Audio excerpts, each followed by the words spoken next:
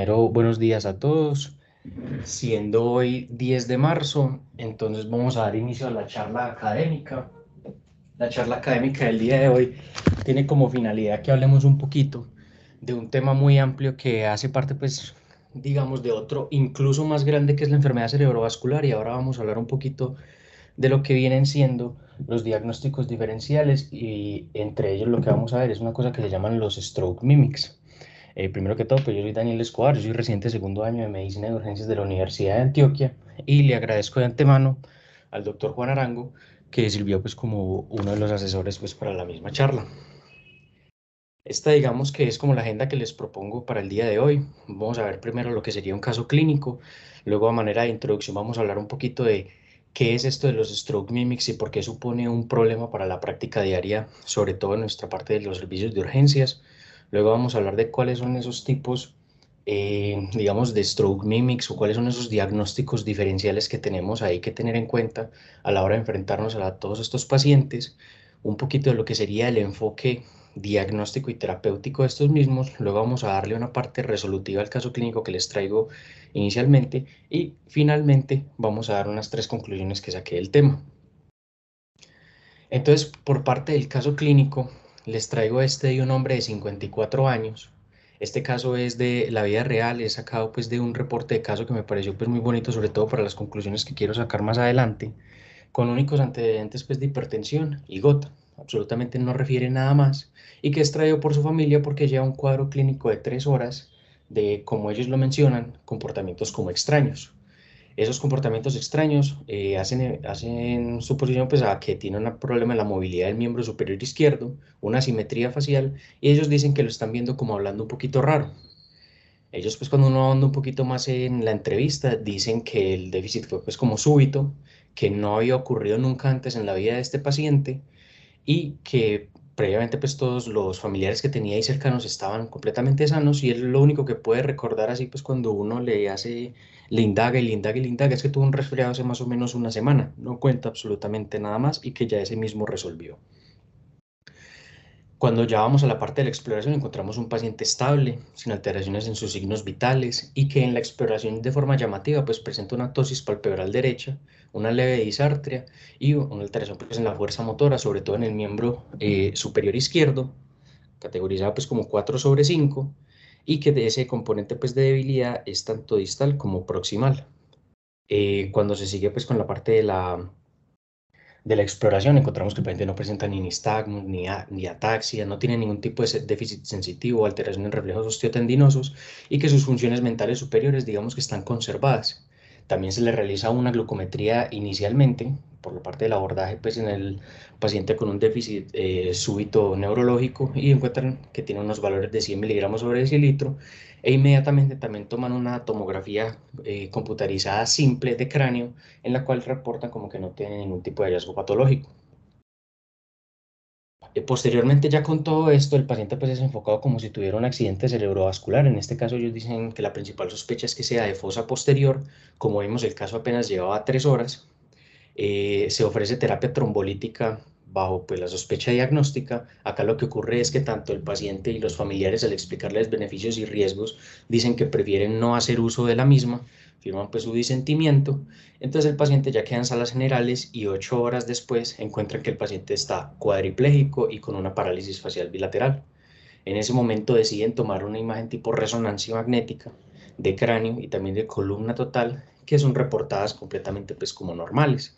Estas son las propias imágenes pues del caso clínico, en todas las secuencias pues que uno podría esperar a la hora de hacer este abordaje de estos pacientes, tanto la secuencia pues en vuelo, la T1, T2, la de difusión, la ADC que siempre tiene que ser como la par de esta imagen de difusión ponderada, y el angiograma, pues digamos que no mostraron en ningún momento alguna alteración que fuese llamativa, pues tanto para el radiólogo como para el médico tratante. Digamos que hasta ahí vamos a dejar el caso clínico a cómo va, cada uno va tratando de sacar pues como sus conclusiones de qué es lo que parece que ocurre acá y cuál es ese, digamos, desencadenante que lleva al paciente a comportarse de esta forma. Y en parte de introducción de este tema siempre hay que hablar de dos términos grandes, uno que es qué es un stroke mimic y el otro qué es un camaleón. Digamos que a grosso modo y para entenderlo muy fácil, un MIMIC es una condición que va a mimetizar un cuadro de un accidente cerebrovascular. O sea, es algo que no es una ACV propiamente, pero que se comporta como tal y que por eso va a suponer un reto pues para el clínico. Y la otra forma que tenemos de ver esto es una que se llaman los camaleones. Y esa parte de los camaleones, lo importante es que realmente sí constituye un accidente cerebrovascular, pero que se va a comportar de una forma, digamos, como anómala, una forma en la que uno realmente no espera que sea como usualmente se van a comportar los pacientes y que por ello mismo también supone un reto, porque se nos podría pasar perfectamente pues por alto.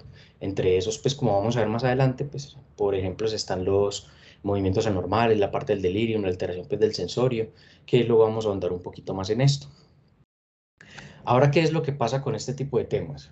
Y es que es un problema muy importante y es porque la enfermedad cerebrovascular, como bien sabemos todos, representa una de las principales causas de mortalidad a nivel global, ya sea tanto en los países pues, que ya están desarrollados o de recursos un poco más altos, como los países que están en vías de desarrollo. Siempre van a estar entre las primeras 4 o 5 causas primarias pues, de mortalidad. Entonces, es una enfermedad que obliga mucho a que uno tenga que abrir el ojo a tratar de diagnosticarla, a tratar de mejorar esa parte de la oportunidad del tratamiento para evitar tanto las secuelas, que las secuelas no son solamente por parte de mortalidad, sino también la alta morbilidad y discapacidad que generan los pacientes.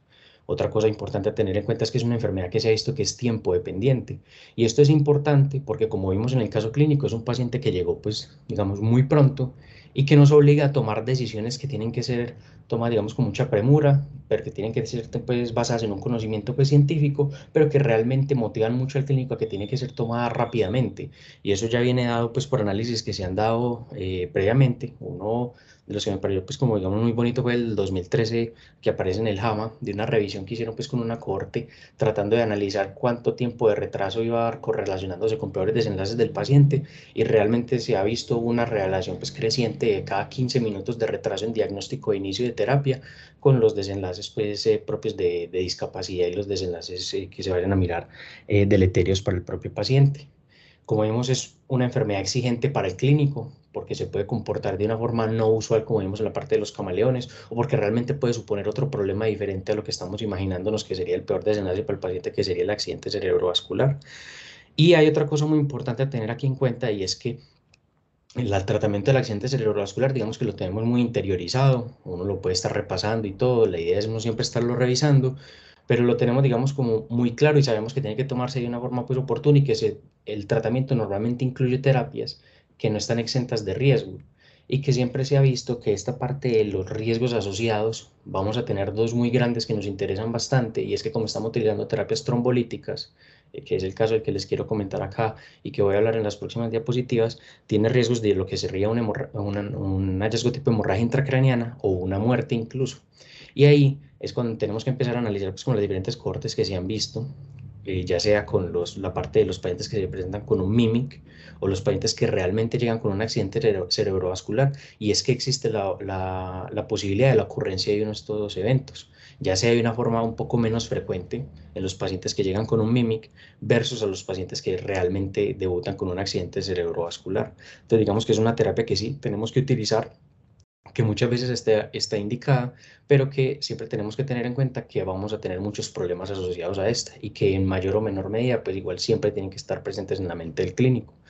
Y siempre vamos a tratar de apoyarnos de unas ayudas diagnósticas, generalmente desde la parte de imaginología. Son imágenes que tienen unos problemas y tienen unas ventajas, como es por ejemplo la tomografía, que es ampliamente, digamos, disponible en los centros de alta complejidad donde laboramos usualmente, que también podemos tener otro tipo de ayudas como es la tomografía simple, más la angiografía, pues, o incluso las imágenes por perfusión por tomografía y la resonancia, que digamos que es de las que más nos va a ayudar en este tipo de escenarios, pero que tiene otro contra y es que esa sí no es ampliamente disponible en el medio en el que nosotros estamos e incluso en los países ya desarrollados tampoco es que se cuente con un resonador en todas las instituciones.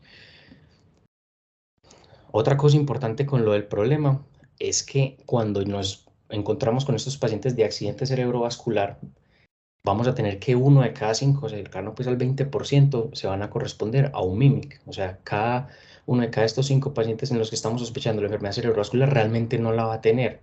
Y hasta uno de cada 10 pueden ni siquiera quedar con un diagnóstico etiológico claro cuando ya se le han hecho los diferentes estudios. Acá el problema es que teniendo estos dos escenarios que les describo previamente, pues hay riesgo de que los pacientes vayan a recibir una terapia que realmente no requieren, que no está indicado para ellos. Hay conteos pues, donde uno puede ver que cercano al 60% de los pacientes que realmente tienen una ACV van a recibir finalmente trombolisis.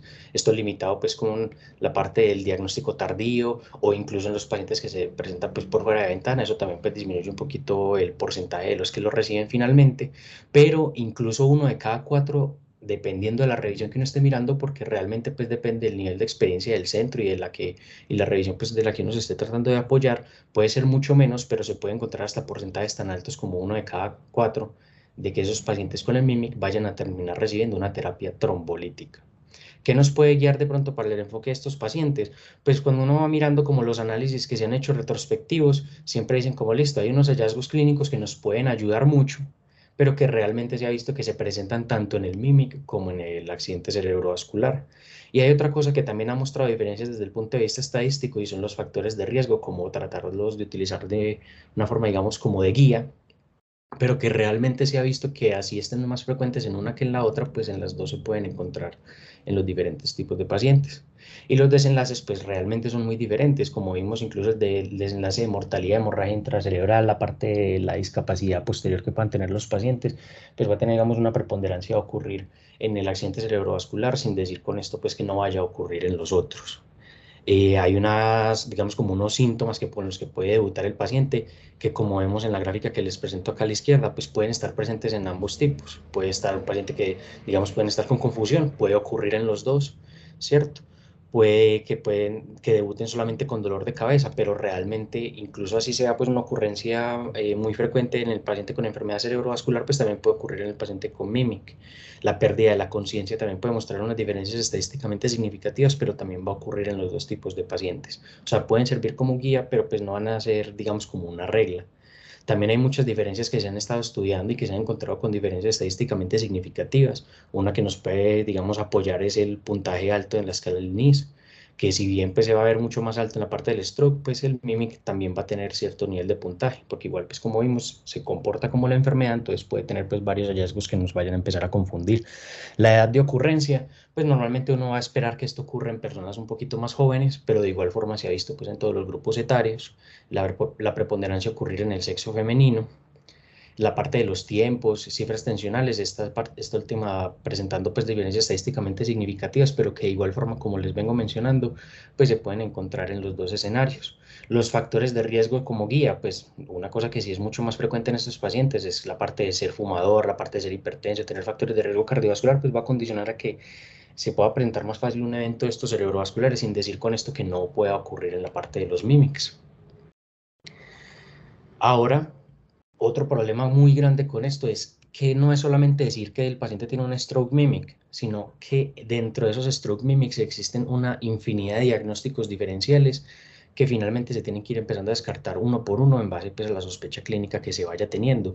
Tenemos desde pues, simplemente pacientes que tienen una enfermedad de base como una demencia y van a tener algún tipo de trastorno funcional que nos está haciendo pensar que esté teniendo un accidente cerebrovascular y que realmente no lo sea, un paciente con migraña, un paciente que esté pues, por parte tóxico metabólico, por uso pues, de medicamentos, por efectos adversos de terapias que vaya teniendo en casa o incluso pacientes pues, con colapso súbito. Todo esto sirve como diagnósticos diferenciales y como vemos pues el panorama es muy amplio. Y no solamente es eso como en parte de problemática, de dificultad para el diagnóstico y los problemas que puede acarrear para el paciente, sino que es que también acarrea problemas para el medio en el que estamos trabajando. Es así pues como tenemos este análisis publicado en el 2015 con cerca de 500 pacientes que tuvieron pues el debut con un stroke mimic donde quisieron mirar cuánto era que esos pacientes, digamos, le consumían al sistema. Encontraron que dependiendo pues de los diferentes escenarios a los que se presentara el paciente, si fuera una parálisis de tos, fuera un trastorno conversivo, fuera una migraña, pues iban a requerir cierto tipo de estudios para tratar de descartar tan siquiera, ir sumando e incluso con cada uno de ellos pues ir aumentando un poquito más el precio del abordaje del paciente. Cuando empezamos a coger pues un paciente por paciente, pues digamos que uno no nota tanto que se vaya a hacer un gasto importante, pero pues solamente analizando 500 pacientes, ellos encontraron costos de cientos de miles de dólares solamente para tratar de esclarecer el diagnóstico del paciente y también la asistencia que se pudiese ver requerida por el mismo, porque de por sí, pues equivocarnos, por ejemplo, con el uso de una terapia trombolítica, pues va a suponer que el paciente tenga que consumir más recursos al tener que estar ingresado en un servicio, en una unidad de alta dependencia. Todo eso va a ir sumando y todo eso acarrea un gasto importante para el sistema, por lo cual pues, es también importante tenerlo acá en cuenta. Ahora, hablando un poquito y tratando de dar unos ejemplos de lo que son estos mimics y estos camaleones, cuando uno está revisando el tema, realmente una de las cosas importantes es que siempre que estés viendo un artículo de revisión o lo que sea, te van a empezar a hablar de cada uno de los diagnósticos diferenciales y te van a dar un poquito de pistas de cómo tratar de diferenciar uno del otro.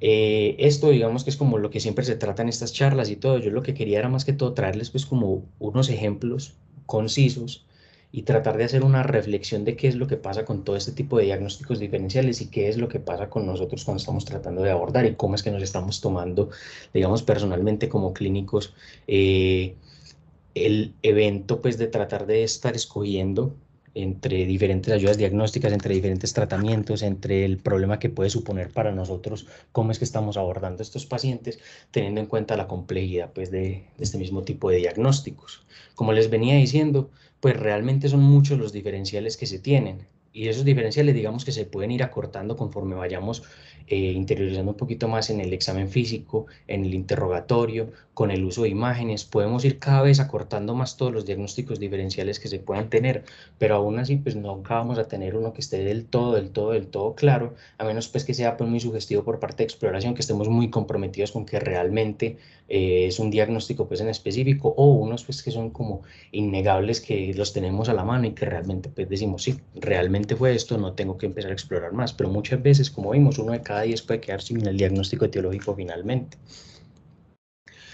Ahora, existen ayudas pues para poder discriminar entre estos eventos cerebrovasculares verdaderos y lo de los mimics, pues realmente en el ámbito prehospitalario y en el servicio de urgencias se ha tratado de tener pues digamos escalas o tratar de tener instrumentos de valor para valorar el riesgo de que el paciente realmente tenga un evento cerebrovascular y se ha visto que realmente hay unos que tienen unas sensibilidades que son muy buenas, que pecan mucho por especificidad, que existen varias herramientas. Por ejemplo, el Rosier a nivel pues, del servicio de urgencias, que tiene una particularidad y es que si tiene una buena sensibilidad, una de las cosas que me llamaba la atención es que es muy poco utilizado, es muy raro que uno esté mirando este tipo de cosas en los pacientes teniéndolo muy a la mano. O de pronto el clínico puede estarlo haciendo sin darse cuenta, pero no lo está tratando de objetivizar. De igual forma, también peca pues por parte de especificidad y otra cosa que es importante es que no es solamente el abordaje pues, desde el servicio de emergencias, sino que también en la parte extrahospitalaria pues, se han tratado de estar utilizando todas estas herramientas para tratar de filtrar bien a los pacientes, para no estarse llevando pues, pacientes que realmente no tengan una enfermedad cerebrovascular a todos los servicios, digamos, especializados o saturando cualquier otro servicio que no lo esté, donde se ha visto pues dependiendo de la revisión que uno esté mirando, por ejemplo en extrahospitalario el FAST podría ser una estrategia pues útil.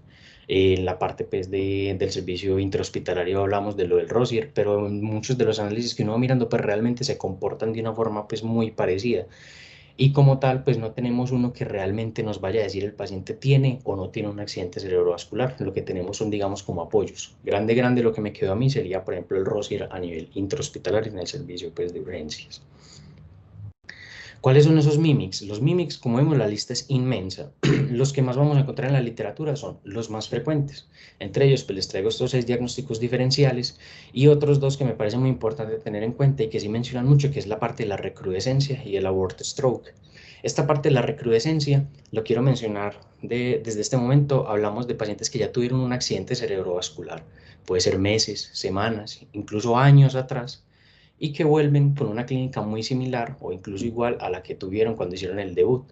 Acá el problema es que el paciente ya tuvo una lesión previa, uno finalmente se da cuenta que por métodos, por ejemplo, como la resonancia magnética, no tiene un nuevo evento cerebrovascular y lo que pudo haber ocurrido es que el paciente por eventos estresantes, por descompensación de sus enfermedades de base, pues realmente lo que tuvo fue una, digamos, reagudización del daño que ya tenía establecido, sin querer decir con esto que tenga un verdadero accidente cerebrovascular.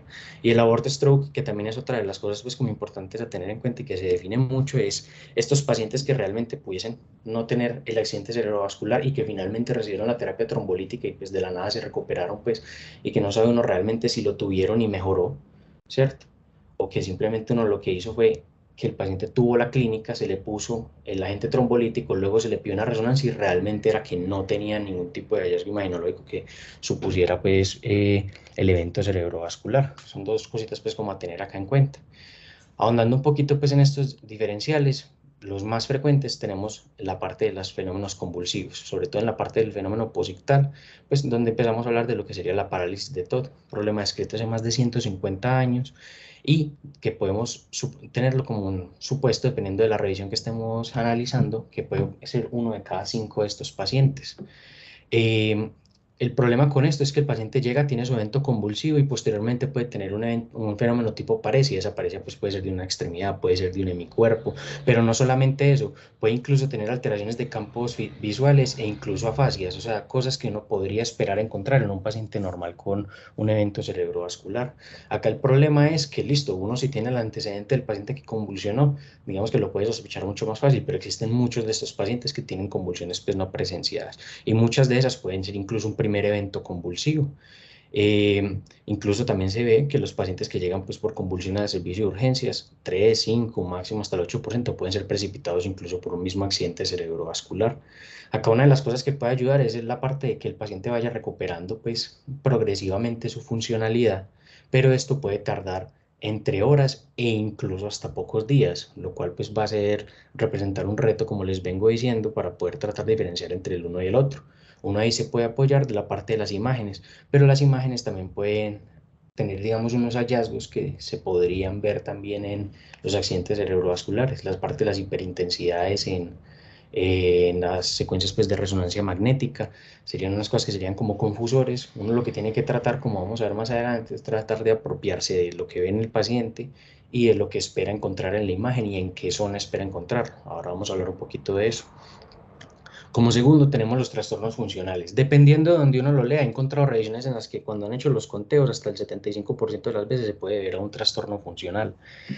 Son pacientes que normalmente pues, se pueden encontrar con síntomas que son poco específicos y esto es algo que le puede ayudar mucho al clínico. Entonces, son pacientes que pueden referir ceguera, afonía, parálisis, que no concuerdan con un territorio específico. Entonces, tienen síntomas, digamos, como de un infarto que pudieron tener en territorio de arteria cerebral media, en, no sé, en lóbulo parietal, pero también tienen síntomas de algo que pudo haber ocurrido en lóbulo occipital y que no le queda uno como muy claro, que pueden ser de un lado y del otro y que lo pueden poner uno a patinar mucho, pero que realmente siendo pues como críticos con el examen físico y con lo que se encuentra en la imagen no hay como mucha correlación. Muchas veces hablan de los desencadenantes pues como factores estresantes, eso uno lo ve muchas veces cuando el acompañante es el que le puede ayudar a uno con esa parte de la historia. Estaba en un bar, estaba con su nueva pareja, apareció su expareja y de repente se puso así. Es una cosa pues que digamos que le prende uno las alarmas. Pero acá hay una cosa importante y es que no tampoco se puede relajar. Acá hay que tener en cuenta que los pacientes que tengan un fenómeno que les subieron o que hay una focalización, son pacientes que tienen que empezar a enfocarse inicialmente como si tuvieran un accidente cerebrovascular. O sea, uno no puede empezar a pasar esto por alto porque la focalidad no es algo que sea pues frecuente en este tipo de pacientes. Como vimos, frecuente no significa que lo haga regla. Entonces, también otra cosa que podemos mirar es que el paciente no tenga un examen físico PS inconsistente. En un momento lo encontramos con unos síntomas, en otro momento lo encontramos con otros que como que no tienen nada que ver los unos con los otros, que es una progresión que uno no espera de lo de la enfermedad. Eso también es algo pues, que nos puede ayudar a hacer cosas pues, como la maniobra del test de Hoover. Son infinidad pues, como herramientas que tenemos, pero que como veníamos diciendo, pues infalibles no son. Otro importante a tener en cuenta es la parte del síncope y la sepsis. Acá, normalmente con lo del síncope habla uno, digamos, de un bajo gasto a cerebro. El paciente simplemente tiene una pérdida funcional que es, sí, súbita, que tiene una característica importante de la recuperación pues completa y normalmente en poco tiempo pues de toda su funcionalidad y que también antes pues se asociaba mucho como lo de la sepsis, hablando de las dos de bajo gasto, pero pues los fenómenos sépticos no son solamente bajo gasto, sino que el propio fenómeno proinflamatorio, de hipercoagulabilidad, las microembolias que se puedan presentar, el mismo daño proinflamatorio, pues puede condicionar a que los pacientes tengan una clínica de accidente cerebrovascular. Una cosa que le puede ayudar a uno acá y sobre todo en el escenario pues, de sepsis es que los pacientes sépticos no se ponen mal de un segundo a otro, normalmente van teniendo un deterioro progresivo que los va llevando pues a mostrar toda la parafernalia de síntomas que llegan finalmente a confundirlo a uno. Y normalmente pues también esos pacientes sépticos pueden tener marcadores pues de daño sistémico. Otro podría ser también la migraña. Como vimos en la parte de las convulsiones, 1 de cada 5 podría ser por estas mismas, pero el migraña incluso podría ser 1 de cada 10. Hay unas cosas importantes acá a tener en cuenta para apoyarse, y es que la migraña, que 1 de cada 3 puede tener incluso la parte de lo del aura, puede ser una de las cosas que nos ayude uno como a sopesar. La paciente que tiene un déficit, sí, pero en los últimos 60 minutos estaba pues con, digamos, alguna alteración rara, tenía mareo, tenía visión borrosa, tenía visión doble, algo que uno no le va quedando como claro ahí que sea solamente comportamiento de una enfermedad cerebrovascular que normalmente es un déficit súbito y que no va avisando pues en lo absoluto. Y otra cosa que sí me parecía interesante con esto es que muchas veces dice uno, ah, sí, migraña hemipléjica. La migraña hemipléjica, si bien es un diagnóstico diferente que puede confundirlo a uno, es una entidad que es poco frecuente, incluso entre las mismas migrañas. Es un trastorno pues, autosómico dominante y que muchas veces lo que lleva es a que el paciente haga un debut a una edad muy temprana, en promedio incluso hasta 17 años, y que ahí vaya siendo cuando lo va repitiendo de forma progresiva. No es muy frecuente que uno encuentre pacientes pues muy añosos que tengan un primer evento de migraña hemipléjica, que eso podría ser alguna de las cosas que lo tranquilizase a uno. Otra cosa también importante tener acá en cuenta es que, listo, el paciente llega con cefalea, pero es que 1 de cada 3 pacientes con un accidente cerebrovascular pueden tener cefalea también. Entonces acá también vamos llenándonos, digamos, como de un poquito de ayudas para poder tener una certeza, pero también de miedos ante la incertidumbre en el manejo de estos pacientes. Y una cosa también importante, todos estos pacientes, pues muchos de ellos finalmente van a resultar con imágenes avanzadas y también van a resultar con terapia trombolítica. Lo bueno con esto es que estos pacientes con migraña en las cortes pues se han comportado como los otros pacientes con stroke mimics, que vimos que tenían una posibilidad así de hemorragia intracerebral y mortalidad, pero que era mucho pues más bajo que si el paciente cursara realmente con una enfermedad cerebrovascular. Ahora, en parte de lo de los camaleones, dijimos que era un verdadero accidente cerebrovascular, pero con una manifestación que no es la que uno espera. Acá les traigo, digamos, como estos 5 diagnósticos diferenciales grandes, grandes, grandes. Y una de las cosas que nos ayuda a nosotros a diferenciar entre un verdadero accidente cerebrovascular y estos, como pista, podría ser la parte del inicio súbito del cuadro. Como vamos a ver, tenemos un montón de síntomas acá que son los que nos van, digamos, a enredar la vida, por así decirlo, pero que una de las cosas acá importantes es apoyarse, por ejemplo, el cuidador, y el cuidador es el que nos va a decir, él estaba perfectamente bien, o bueno, sí tenía algún grave deterioro, pero fue de la nada que empezó delirante, fue de la nada que empezó con un episodio vertiginoso, fue de la nada que tuvo una alteración del sensorio. Ahí es cuando nos tiene que prender aún más las alarmas. Entonces, en cuanto a lo del vértigo, como diagnóstico diferencial, hay muchos pacientes con vértigo que finalmente se le puede pasar uno por alto y que son pacientes que incluso van a reconsultar y que van a tener peores desenlaces porque se van a ir pasando y pasando y pasando. Se va a pensar que es un vértigo posicional paroxístico simplemente por epidemiología. Se van a pasar, pues, digamos, hallazgos al examen físico que le sugieran a uno un componente central. Y esto es precisamente en lo que tiene que incidir uno, en tratar de estar seguro que no esté ese componente central, porque en el tiempo estos pacientes se comportan muy mal en cuanto a mortalidad, en cuanto a las secuelas con las que van a ir quedando, porque puede que ellos incluso mejoren, pero a los pocos días, a las pocas semanas, el paciente va a volver a debutar y el cuadro puede ser incluso peor y ya empezar a generar cada vez más pérdidas y pérdidas y pérdidas progresivas. Incluso hasta el 3% de los accidentes cerebrovasculares pueden debutar en forma de vértigo, pueden debutar en forma de vértigo totalmente aislado, paciente con inestabilidad y vértigo, absolutamente nada más, como pueden también ser pacientes con inestabilidad y vértigo y pérdida súbita de la audición, cositas así que tenemos que ir haciendo pues como en sumatoria o mirando en sumatoria como para tratar de dar con estos diagnósticos. Para eso también entonces hay una estrategia con el examen físico que es lo del HINTS. Entonces digamos que uno le dicen vértigo y uno siempre dice listo, lo del HINTS, pero esto es realmente útil para nosotros, se ha visto que lo estemos haciendo bien y que estemos obteniendo buenos resultados.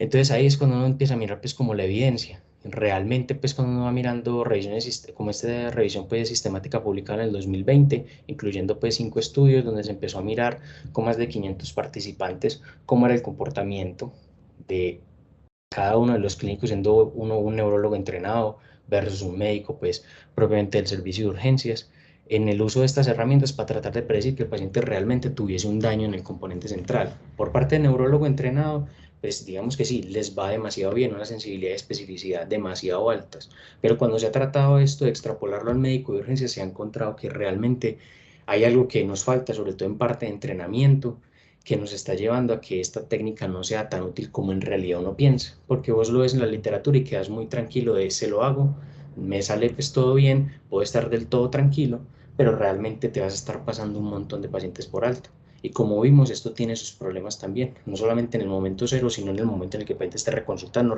hasta que tenga un desenlace incluso fatal. Otra es la alteración pues, del estado de conciencia. En esta parte de la alteración del estado de conciencia, algo que nos puede ayudar, como les venía diciendo, es el inicio súbito. Siempre vamos a tratar de apoyarnos del cuidador. Acá es muy complejo tener pues como la certeza del diagnóstico, hay unas pistas. Una puede ser que, por ejemplo, el accidente cerebrovascular, si bien puede causar pérdida pues, de la conciencia, pues no es, digamos, lo más frecuente que ellos vayan a tener. Hay pistas en el examen físico como las alteraciones pupilares. Podría pensar en una enfermedad sistémica que esté generando pues, la alteración del estado de conciencia, que pueda tener unas respuestas pupilares pues, adecuadas. En el daño del componente central puede no tenerlas. Esto igual no le va a decir a uno si sí o si no, porque finalmente todos estos pacientes van a terminar pues, con unas imágenes avanzadas para tratar de esclarecer el diagnóstico. Hay incluso, y esto es muy importante también tenerlo en cuenta, y es que dependiendo de la zona donde se vaya a ver afectada, se puede dar claramente pues, este tipo de evento. Por ejemplo, hablan mucho de lo que serían los infartos talámicos, de lo que serían pues, los infartos en zonas pues, no dominantes que pueden generar alteración del estado de conciencia versus alteraciones pues, del comportamiento. Y una cosa que sí vi muy bonita de esto es que uno se apoya mucho de la resonancia magnética, pero incluso la resonancia magnética puede fallar. Y en unos infartos muy pequeños y muy localizados, como podrían ser el tallo, incluso en regiones talámicas, a veces se pueden pasar por alto. Acá recordando, pues había un análisis que hacían del caso de un paciente donde realmente pues en las secuencias de resonancia no habían encontrado como nada, estaban como totalmente pues bajo la incógnita de qué es lo que está causando esto y finalmente cuando se pusieron a utilizar otro tipo de imágenes con resonadores de última generación, pues con los de 3 teslas, realmente ya ahí se encuentran los daños, entonces son cosas que se pueden pasar perfectamente por alto y que puede ser por cuestiones simplemente pues de tecnología. Esto es importante pues también para tenerlo en cuenta. En la parte del delirium, entonces acá también tenemos alteraciones en hemisferios no, en hemisferio pues no dominante, en la parte del parietal, occipital, temporal, sobre todo pues en la parte inferior, pueden generar este tipo de alteraciones en los pacientes. Acá otra vez la pista es cómo fue el inicio de dicha sintomatología, si fue súbita o si realmente el paciente venía con alguna otra enfermedad que el cuidador decía, no, él venía muy enfermo últimamente, la última semana, como con una fiebre o algo, y ahora se está poniendo como desorientado y todo esto, pues listo, uno ya ahí de pronto se puede ir guiando. Entonces es importante hacer este tipo de preguntas. Acá también, pues como veníamos viendo, no solamente es se afectó dicha región, sino que el paciente también puede tener algún tipo no de malformación, sino de variante anatómica que pueda llevar a que sea más propenso a daño de ciertas estructuras y que pueda condicionar a que se comporte de esta forma, como por ejemplo la arteria de Percherón, pues para tratar de irrigar regiones pues talámicas y que puede salir de circulación posterior, que no lo tiene pues la normal, el resto de la gente, pero que gente pues predispuesta pueden tener lesión solamente esto, tener unos microinfartos que pueden llevar a este tipo de comportamientos. Y la emergencia hipertensiva. Esta sí es otra de las que es muy importante tener en cuenta y es porque uno no solamente puede pensar que el paciente que está encefalopático e hipertenso, entonces es una emergencia hipertensiva. Hay que recordar que incluso la misma hipertensión es una respuesta, digamos, compensatoria del paciente. Inicialmente, incluso hasta el 50% de los pacientes que debutan con un accidente cerebrovascular pueden estar pues hipertensos, incluso en rangos de crisis. Y es una respuesta propia de ellos, no que el uno generó el 2, sino que estaba el 2 y pues a consecuencia se dio el 1. ¿Qué es lo que podemos ver acá? Uno generalmente ve emergencias hipertensivas y paciente encefalopático, de una todo el mundo dice PRES, pero uno tiene que irse descartando eslabones antes de eso. Y eslabones por probabilidad, lo primero siempre es hacer, descartar un fenómeno isquémico, posteriormente descartar también un fenómeno hemorrágico. Cuando estos están descartados y uno sigue con alta sospecha que está la correlación con las cifras tensionales del paciente, pues uno ya puede empezar a optar por lo del PRES y empezar a hacer pues el abordaje propio con imágenes y todo para esclarecer el diagnóstico. Y acá otra cosa importante es que incluso con ayuda de neurólogos puede tener uno problemas para dar con este tipo de diagnósticos. Hay análisis en el que han visto que incluso en el 35% de las ocasiones contando con neurólogos se pueden pasar pues estos diagnósticos pues por alto. Entonces digamos, las ayudas que tenemos, sí, hay que aprovecharlas, hay que saber cómo utilizarlas, pero recordar que no son infalibles. Y esta parte de lo de las imágenes, pues así como forma de resumen, pues como les venía mencionando, uno tiene varias en que apoyarse. Normalmente disponibles tenemos la tomografía. Entonces, la tomografía va a ser la imagen inicial en casi todos estos contextos. Esta parte simplemente para descartar hemorragia inicial, porque si bien uno puede encontrar hallazgos que le sugieran que hay un evento isquémico agudo, pues lo normal es no encontrarlo. La sensibilidad pues de la tomografía simple de cráneo realmente es muy baja, pero sí es muy específica. Entonces realmente pues si las encontramos, el paciente lo tiene, pero no nos podemos tranquilizar si no encontramos nada pues en lo del paciente. La parte del angiograma pues, por tomografía computarizada puede ayudarnos, pero sobre todo pues, para tratar de ver parte de grandes vasos. Entonces va también a tener esa limitante. Si el paciente tiene un daño distal, pues realmente también se nos puede pasar por alto. La tomografía por perfusión, junto con estas anteriores, con estas otras ya mencionadas, pues también podría servirnos mucho. Las sensibilidades, pues, la sensibilidad y especificidad, pues digamos que escalan de una forma importante, pero de igual forma se nos pueden pasar pues diagnósticos, como vimos, incluso la resonancia, que es un método tan sensible y tan específico, puede tener sus fallas y sus limitaciones, y no porque siempre tenga la posibilidad de fallar, sino que también incluso conforme nos vamos quedando con tecnología, pues digamos un poquito más anticuada, por así decirlo, pues se nos pueden pasar otros diagnósticos por alto. Sin decir con esto que sea una mala herramienta, porque realmente es una herramienta que nos va a ayudar en la mayoría pues, de los escenarios, con una sensibilidad y especificidad que siempre van a superar pues, la parte del 90%. ¿Cuál es el problema de esta última? La disponibilidad. La disponibilidad y la posibilidad de hacer la imagen en el paciente, porque es un paciente que tiene que quedarse quieto y por tiempo prolongado. Entonces estas son pues como limitantes importantes a tener en cuenta. Otra cosa importante con esto de lo de las imágenes y con lo que les venía diciendo de lo del examen físico es la parte de dónde es que se está encontrando el daño. ¿Cómo estamos correlacionando esa clínica del paciente con lo que esperamos encontrar en las imágenes? Si realmente tenemos un paciente que tiene un déficit motor puro de extremidad superior izquierda, de extremidad inferior izquierda, pero lo que encontramos es daño en... Lo que esperamos es encontrar pues contralateral en corteza, pero no encontramos el daño ahí, sino que lo encontramos en otra región aledaña que no tiene pues como ningún tipo de sentido. O que tenemos un daño en una región que se está solapando con otra, digamos como en esos puntos de transición, pero no solamente lo del punto de transición, sino que realmente está pasando totalmente de un parietal a un occipital, que uno dice, hombre, esto no se está irrigando por la misma arteria, acá algo es lo que está pasando. Entonces, por eso es muy importante tener en cuenta cuáles son, digamos, esos territorios en cerebro y cada uno de esos territorios por qué arteria específicamente está irrigada y si tiene una correlación que se haya tapado esa arteria con que se está encontrando pues un daño en otro lugar. Digamos que si hay unos infartos extensos, listo. Desde el inicio, antes de todas las divisiones, se dio el daño, se va a dañar todo de ahí en adelante, pero hay que tener en cuenta, sobre todo en la parte de los que son más pequeños, si se corresponde con lo que esperamos encontrar a partir de la exploración física del paciente. Eh, ¿Qué pasa también con esta parte de lo de las imágenes? Tenemos que hacernos también las preguntas de qué es lo que buscamos. Entonces, sí, en la tomografía simple tratamos de buscar que el paciente no tenga hemorragia, sí, pero también podemos encontrar por la parte del borramiento de los surcos, que nos ayuda a pensar pues, en el trastorno que sea agudo, la diferenciación de la sustancia blanca y la sustancia gris, son también otros hallazgos que nos ayudan a pensar en la parte del componente agudo, como vimos nos van a encontrar en la mayoría. Ya luego vamos a tener otro tipo de ayudas y que son las que normalmente las que más nos van a ayudar a esclarecer el diagnóstico, como está la resonancia, y en esta parte de la resonancia, pues tener en cuenta cuáles son las ayudas que vamos a pedir con esa parte de la imagen, y es cuáles son las secuencias que nos pueden ayudar para distinguir de si el paciente está realmente en un estado pues, de accidente cerebrovascular agudo, en uno ya evolucionado, o cómo es ese comportamiento en cuanto a la parte de acumulación de agua en tejidos, que es lo que nos va a estar mostrando pues, la parte de la resonancia.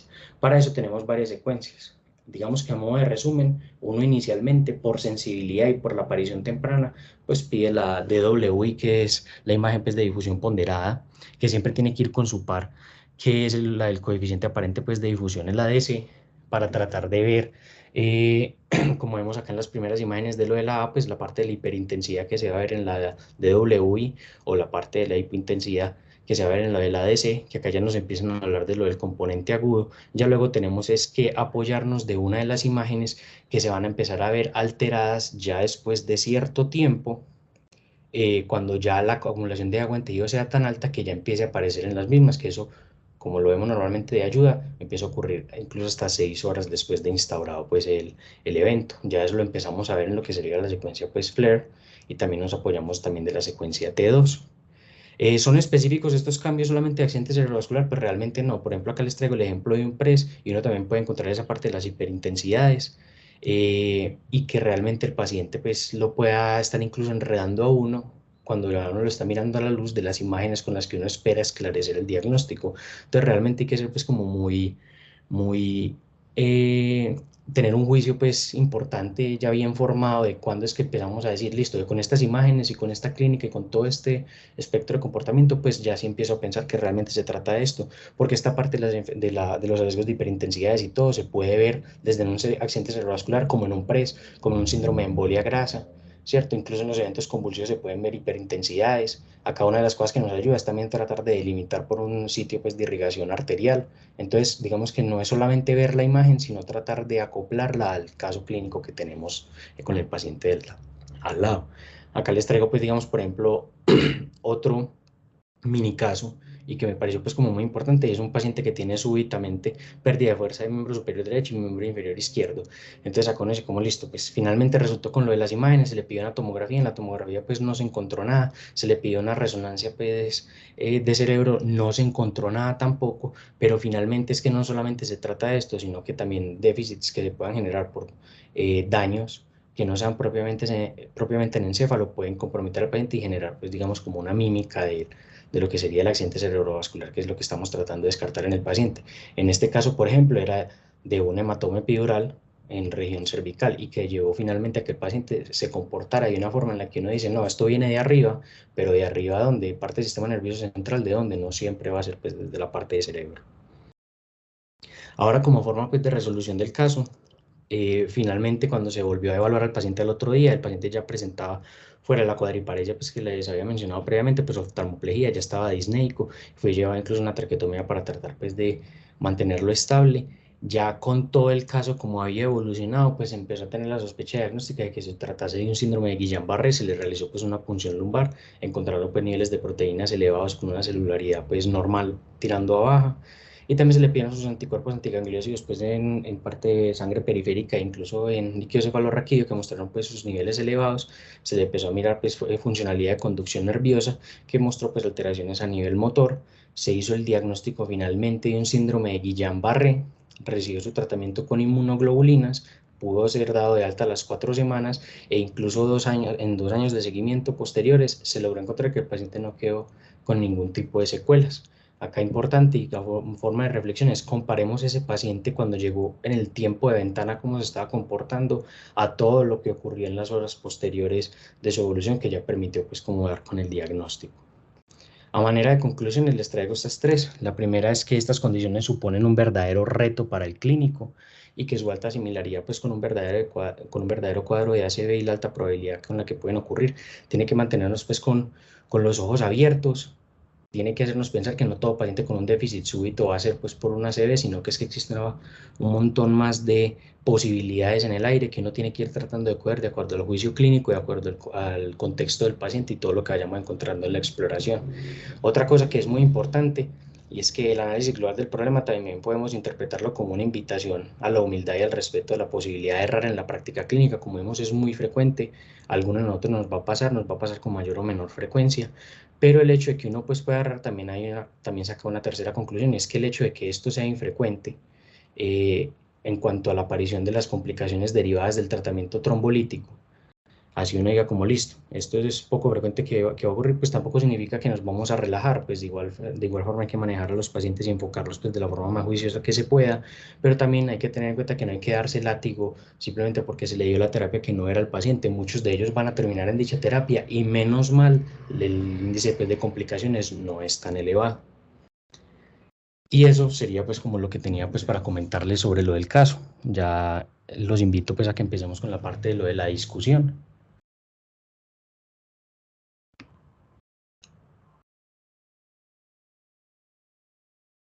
Voy a salir de acá.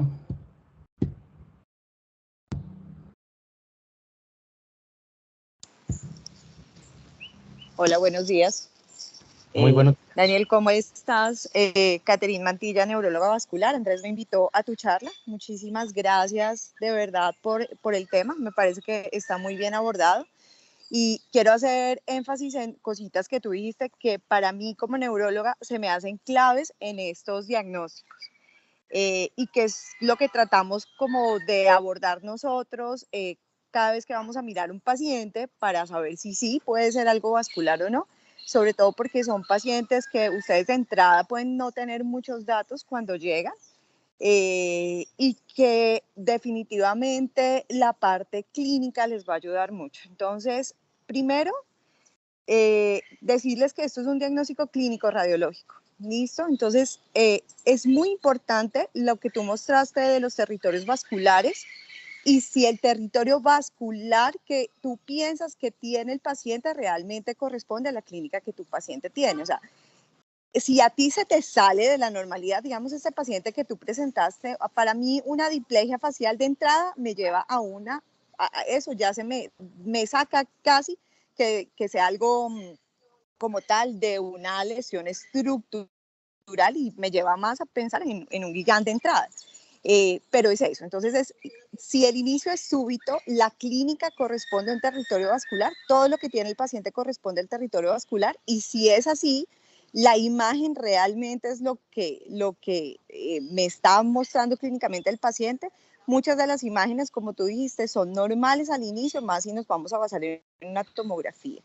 Pero si yo realmente soy muy juicioso con el examen neurológico, créeme que esos mimics van a ser mucho menores que lo que eventualmente podamos tener si no hacemos un examen muy exhaustivo desde el punto de vista neurológico. El NISH es lo inicial que uno hace, claro, para más o menos cuantificar realmente cuánto puede puntuar. Pero hay cosas que sí nos ayudan mucho. Entonces, alteración de pupilas, lo que dijiste, movimientos oculares, el facial, y si todo realmente lo que vaya encontrando en el...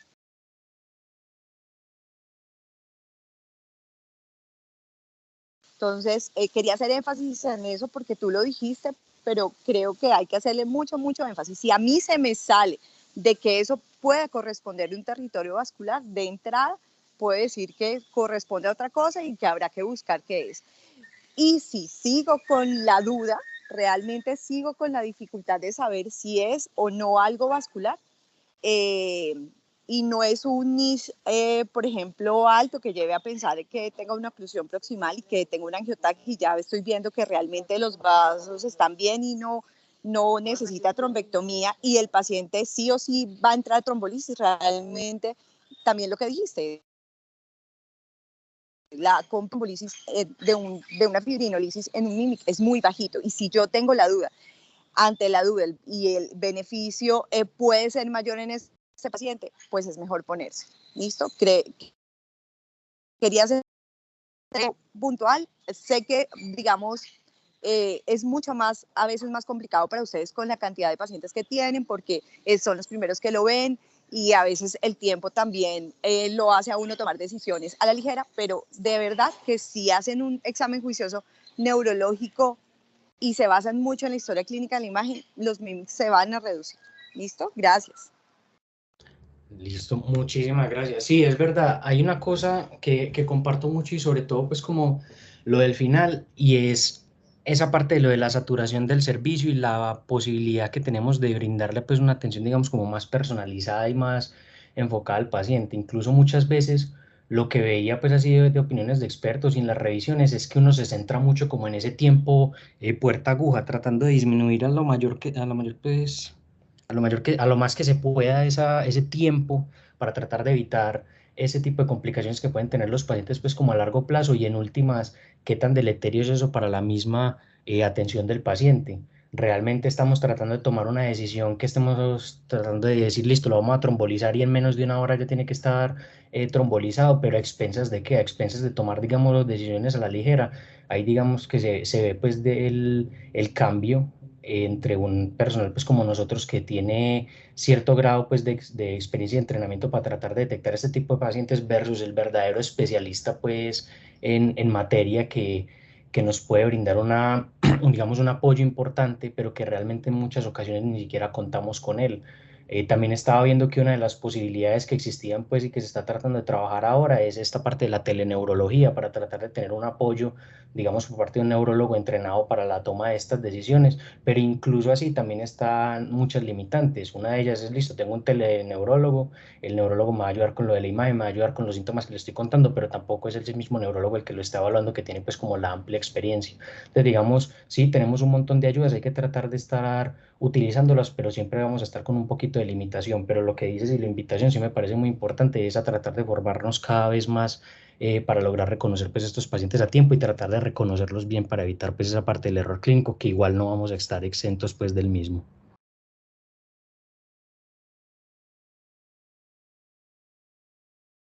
Eh, en la parte pues de las manos levantadas, la verdad no veo, no sé si ustedes de pronto ven a alguien, yo no lo veo pues acá en el menú.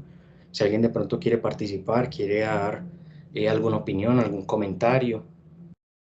Veo que el profesor Juan Arango levantó la mano. Profe. Buenos días, ¿me escuchan? Sí, señor, ahí se escucha. Bueno, primero pues a agradecerle y felicitarle por la presentación, que estuvo muy coherente, muy bien guiada, y a reforzar lo que la doctora Mantilla acaba como de mencionar. Encontrando, leyendo sobre el tema, me encontré lo que ellos llaman un axioma, pero que a mi modo de ver es como un trabalenguas más bien, y lo tiene uno que leer varias veces como para saberlo interpretar. Y dice que es más frecuente que nosotros encontremos pacientes con patologías comunes que se presentan o manifiestan de manera rara, es decir, con síntomas y signos que no es común a esa patología. Y es menos frecuente, más frecuente encontrar patologías raras que se presenten con manifestaciones comunes. Es decir, las patologías comunes que nosotros vemos en el servicio es más frecuente que se puedan manifestar de manera diferente, de manera atípica, y eso nos desorienta. Entonces, es simplemente eso. Muchas gracias. Listo. Perfecto, profe. Sí, eso es que también ahí hay una cosa muy importante a tener en cuenta y es precisamente cómo son ese tipo de comportamientos que pueden tener las enfermedades, porque es que nosotros nos acostumbramos a mirar la enfermedad, digamos, como una historia natural, lo que se nos enseña, lo que vemos en los libros, lo que vemos pues como en las revisiones, la opinión pues como de lo de los expertos, pero realmente esto no es una cosa matemática, esto no es como ir a llevar un televisor a que lo reparen y que simplemente le cambien un chip y que uno ya sabe que con eso se va a solucionar. Acá realmente uno puede tener un daño en el que uno está totalmente convencido que viene de cierta región y que se puede solucionar de cierta forma y que realmente no viene de esa región y que se tiene que solucionar de una forma completamente distinta. Acá lo importante es siempre uno reconocer que está trabajando bajo la incertidumbre y que pues con los pocos datos que pueda tener y con todos los que pueda alcanzar a tener, pues hay que tratar de hacer el ejercicio clínico pues de la mejor forma posible y lo más completo.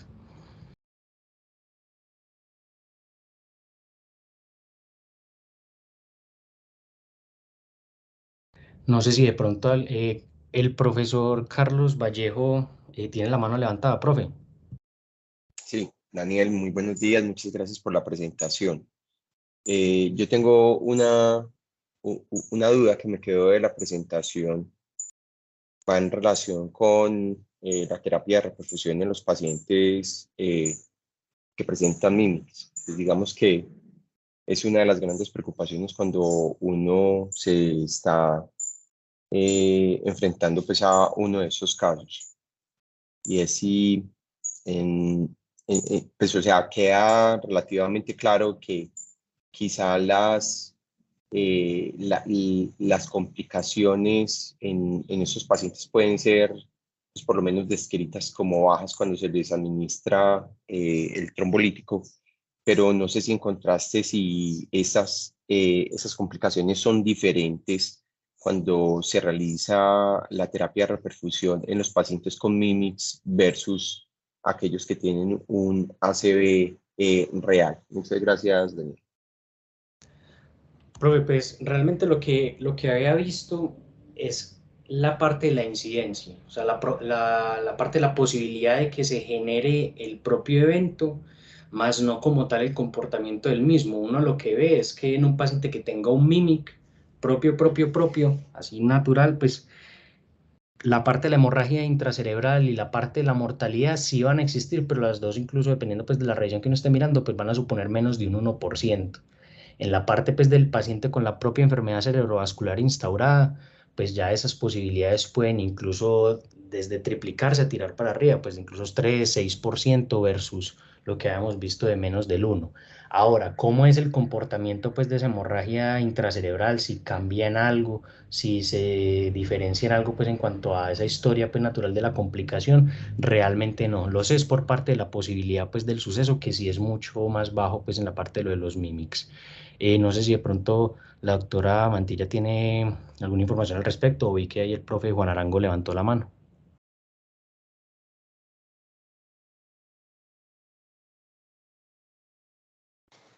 Hola, no entendí bien la pregunta porque es que tengo aquí como un poquito la señal, pero fue trombolítico en Mimics, el porcentaje de incidencia de complicaciones, eh, No, ¿es la pues pregunta?